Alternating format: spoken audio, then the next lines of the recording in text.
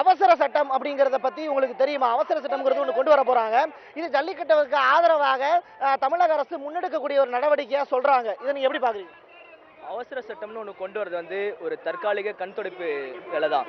அவசர சட்டம் என்னன்னா, நம்ம தமிழ்நாடு அரசு மூலயமா எடுத்துட்டு மத்திய அரசு கிட்ட எடுத்துட்டு போற ஒரு இது. அது தமிழ்நாடு அரசு மூலயமா மட்டும் தான் அது பண்ண முடியும். மத்திய அரசு என்ன கேட்டிருக்காங்கன்னா, ஹைகோர்ட்டு கிட்ட தற்காலிகமாக ஒரு வாரத்துக்கு தீர்ப்பு ஒத்திவைக்க சொல்லியிருக்காங்க. ஒரு வாரத்துக்காக தான் நம்ம இந்த அவசர சட்டம் நம்மளுக்காக வேலை செய்யணும்னு நான் நினைக்கிறேன். ஏன்னா ஒரு வாரத்துக்கு அப்புறம் இந்த பீட்டா அமைப்போ இல்லை பீட்டா கூட சேர்ந்து ஒரு 3 அமைப்பு சேர்ந்து நம்ம ஏறுதழுவுதல் போட்டியை தடை செய்யணும்னு கேஸ் போட்டிருக்காங்க. ஒரு வாரத்துக்கு அப்புறம் அந்த அமைப்போ இல்லை ஒரு மாசத்துக்கு அப்புறமோ மறுபடியும் இந்த கேஸை முன்னெடுத்து எடுத்து நிரந்தரமா அவங்க தடை வாங்குறதுக்கு வாய்ப்பு இருக்கு.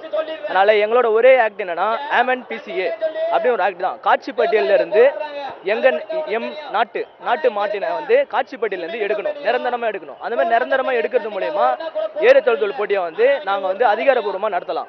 அதுதான் எங்களோட இது. தொடர்ந்து பாத்தீங்கன்னா இங்க மிகப்பெரிய அளவுல இங்க மைக்க பிடிச்சி பேசுறவங்க எல்லாமே ஒவ்வொரு கோரிக்கைகளை முன்னிலைப்படுத்துறாங்க. அது என்னன்னு வரிசைப்படுத்த முடியுமா? இப்போ இங்க நடந்துட்டு இருக்கிற போராட்டங்களை மையப்படுத்துறது ஜல்லிக்கட்டு அப்படிங்கிறாங்க. இது ஜல்லிக்கட்டு மட்டும் கிடையாது. முதல்ல இது பசுமை புரட்சி, வெண்மை புரட்சி, நிறைய விஷயங்கள் இதுல இருக்கு. பசுமை புரட்சி அப்படின்னு சொல்லிட்டு சீமை கருவேல மரத்தை வச்சு எங்க மண்ணை மலட்டாக்குனாங்க. இப்போ வெண்மை புரட்சின்னு சொல்லி எங்களை மலடாக்க பாக்குறாங்க.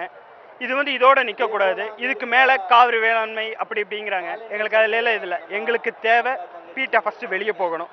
ஏன்னா எங்க நாட்டை ஆள்ற தகுதி எங்களுக்கு இருக்கு, எங்களால முடியும். அவங்க எங்களுக்கு கற்றுக் கொடுக்க வேண்டாம். அவசர சட்டம் உங்களுக்கு போதுமானதா இருக்குமா? கண்டிப்பா கிடையாது. அவசர சட்டம் யாருக்கு அவசர சட்டம்? எங்களுக்கா இல்ல அரசியல்வாதிகளுக்கா? அவசர சட்டம் அவங்களுக்கு தான். அவங்களுக்கு இந்த 26ஆம் தேதி இந்த பீச்சை கிளியர் பண்ணணும். அது மட்டுமே தான் அவங்களோட குறிக்கோளை தவிர மற்றபடி வேற எதுவுமே கிடையாது. எல்லாருமே இந்த இடத்துல கூடியிருக்கீங்க. ஆனா உங்களுக்கே தெரியாம கிட்டத்தட்ட 60 வெளிநாட்டு காளைகள் சென்னையில இறக்குமதி பண்ணிருக்காங்க.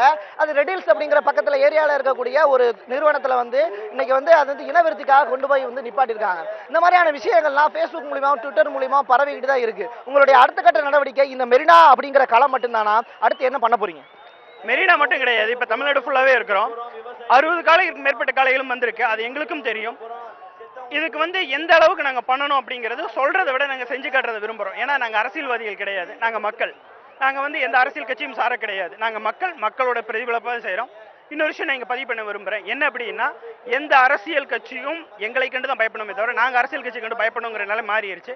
அரசியல்ங்கிறது குடிமியல், அறிவியல், அந்த மாதிரி ஒரு துறை. அவ்வளவுதான். அதை நாங்க படிச்சுட்டு வந்துட்டோம். இன்னைக்கு அதுக்கான பரீட்சை எழுதியிருக்கோம். ரிசல்ட் இன்னும் கொஞ்ச நேரத்தில் தெரிஞ்சிடும். அதை நாங்கள் நம்புறோம்.